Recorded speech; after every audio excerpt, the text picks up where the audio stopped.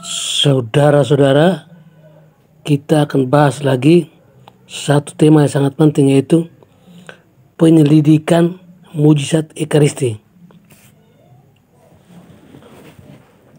Pembahasan ini kita ambil dari websitenya Katolisitas.org. Pertanyaan salam berkat dalam. Saya mohon penjelasan dan tanggapan Gereja Katolik tentang beberapa keajaiban-keajaiban sehubungan dengan perubahan dari roti dan anggur menjadi tubuh dan darah Kristus, atau istilah transubstansiasi. Saya melihat beberapa video singkat tentang Ekaristi Miracle yang terjadi di Eropa, Korea, dan lain sebagainya berikut. Sekaligus kesaksian Romo, suster, dan penyelidik berikutnya oleh ahli biologi dan berikut. Pertanyaan saya, bagaimana pandangan resmi Gereja Katolik tentang hal-hal itu? Terima kasih. Paulus Pamungkas. Jawaban. Salam Paulus Pamungkas. Kejadian-kejadian mujizat sehubungan dengan perubahan roti dan anggur menjadi tubuh darah Kristus memang banyak terjadi sepanjang sejarah gereja. Sepanjang pengetahuan saya, Gereja Katolik terbuka akan diadakannya penelitian atas mujizat tersebut. Salah satu mujizat yang terkenal dari Ekaristi tersebut terjadi di sekitar abad ke-8 di Lanciano, Italia. Saya pernah menuliskannya kisahnya sekilas di artikel ini. Di sana, gereja memberikan izin untuk diadakannya penelitian terhadap potong hosti yang sudah berubah menjadi irisan daging hati manusia. Demikian pula pada gumpalan darah manusia yang beku yang kini tersimpan di piala tembus pandang.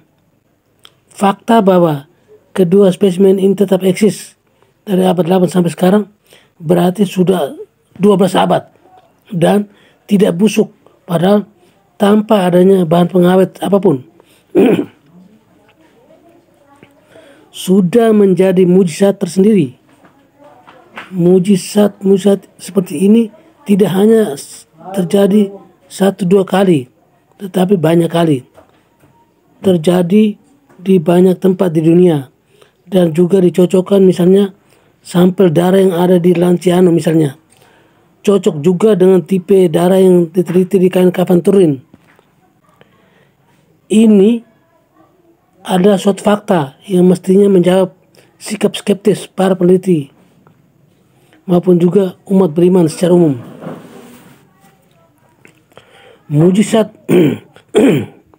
Mujizat Ekaristi tidak hanya terlihat dari bukti spesimen potong daging dan gumpalan darah beku yang sekarang masih eksis.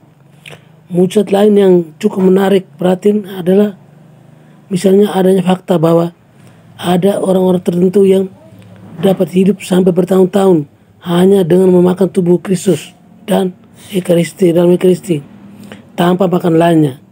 Berikut ini adalah sekilas ringkas dari apa yang ditulis oleh Frater M. Piotrowski, SCR,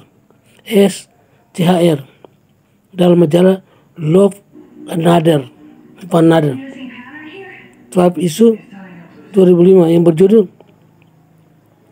Eucharist Miracle in the Life of Martha Robin. Kisah mujizat Ekaristi ini terjadi dalam hidup Martha Robin, seorang Katolik yang sangat taat dan beriman. Ia lahir tanggal 13 Maret tahun 1902 di Châteauneuf di Prancis, desa kecil Drôme, Lebas, Rhône Valley. Pada usia 16 tahun 1918 ia jatuh sakit yang membuatnya koma selama 20 bulan. Setelah ia sadar, penyakitnya tidak membaik, malah memburuk, yang membuat tidak dapat menggerakkan kakinya. Pada tanggal 2 Januari 1929 sampai wafatnya 6 Februari 1991, ia lumpuh, tidak dapat menggerakkan kaki, lengan, bahu, dan tenggorokannya, sehingga ia tidak dapat menelan. tidak dapat makan dan minum. Kondisinya ini kemudian diperiksa oleh dokter, seorang profesor dari Fakultas Kedokteran di Lyons, Dr. Jan de Camau, dan Dr. Andre Ricard. Adalah suatu misteri tersendiri bahwa Martha Robin ini dapat hidup tanpa makan selama 50 tahun, kecuali dari Ekaristi. Suatu hari, seorang filsuf ateis dan dokter bernama Paulus Choucault mengunjunginya untuk memeriksanya. Gereja Katolik tidak menghalangnya, dan Dr. Choucault mendapat izin dari uskup setempat untuk menyelidiki keadaan Martha Robin. Dr. Choucault mengkonfirmasi bahwa Martha mengalami lumpuh paralisis total, sehingga ia bahkan tidak dapat menelan air walaupun hanya setetes saja. Yang ajaib adalah apa yang ditulis oleh Choucault. Pada saat Martha menerima komunion kudus, dia tidak dapat menelan hosti tersebut sebab otot tenggorokannya tidak bergerak, namun hosti itu lewat secara misterius melalui bibirnya yang tertutup dan menuju saluran kerongkongannya. Martha tidak dapat makan makanan atau minum duniawi apapun karena ketidakmampuannya menelan dan membuka mulutnya, namun ia tidak dapat hidup tanpa Ekaristi. Maka bagi Martha, menerima Ekaristi adalah suatu yang terpenting. Ia menerima komunion sekali seminggu, pada hari Selasa, pada hari Rabu menjelang wafatnya, yang didahului dengan sakramen pengakuan dosa. Setelah itu, ia mengucapkan doa penyerahan dirinya kepada Tuhan Yesus yang dilekarangnya sendiri pada tahun 1925.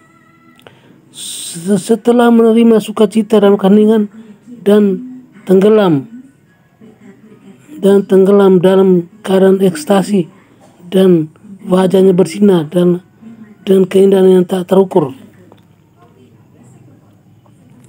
Mereka dalam komunitas sains mengungkapkan keheranan mereka bahwa sejak masa kelumpuhan totalnya tahun 1929 sampai wafatnya 1901, selama lebih dari 50 tahun, Martha tidak makan dan minum dan tidak tidur juga. Namun organ dalam tubuhnya masih dapat berfungsi. Ekaristi merupakan satu-satunya makanan menguatkan bagi Martha. Dengan mujizat ini, Yesus ingin menunjukkan kekuatan Ekaristi yang luar biasa jika diterima dengan iman yang dalam dan teguh. Keadaan dialami oleh Martha ini menggenapi apa yang dikatakan oleh Yesus dalam Injil Yohanes. Aku berkata kepadamu, sesungguhnya jika kamu tidak makan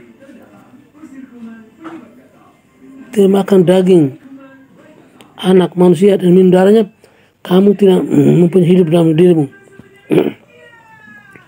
Barang siapa makan daging dan minum darahku, ia mempunyai hidup yang kekal dan akan membangkitkan dia pada akhir zaman. Yohanes 6:53-54. Martha Robin juga menerima karunia kasih mata, yaitu kelima luka-luka Yesus pada tahun 1930. Sejak tahun 1931 secara teratur ia menerima karunia untuk turut merasakan penderitaan Kristus setiap hari Jumat dan mengalami sukacita. Mengalami sukacita kebangkitan Kristus pada hari Minggu pagi. Demikian ia mempersembahkan hidupnya untuk mendoakan ribuan orang yang mengunjunginya. Kata-kata sederhana yang keluar dari bibirnya yang nyaris tidak dapat bergerak itu dapat mengubah hidup orang yang mengunjunginya. Martha membawa banyak orang yang kepada Kristus melalui doa-doanya dan keadaan hidupnya, bahwa ia tidak ada suatu penyakit, kesakan, atau kuasa apapun yang dapat memisahkan kita dari kasih Kristus. Demikian kisah Martha Robin yang merupakan salah satu dari kisah mujizat Ekaristi. Gereja Katolik tidak pernah melarang diperiksanya keadaan atau bukti-bukti yang menunjukkan tentang keajaiban Ekaristi. Sebab jika itu rekayasa akan terlihat dengan sendirinya. Namun jika itu fakta, maka juga akan bersinar dengan nyata. Prinsip Gereja Katolik tidak menghalang-halangi pemeriksaan apapun, karena percaya bahwa truth will speak for itself. Memang bagi orang yang sudah percaya, mujizat tidak penting. Namun bagi orang yang musuh untuk tidak percaya, bahkan mujizat terbesar sekalipun tidak akan pernah cukup.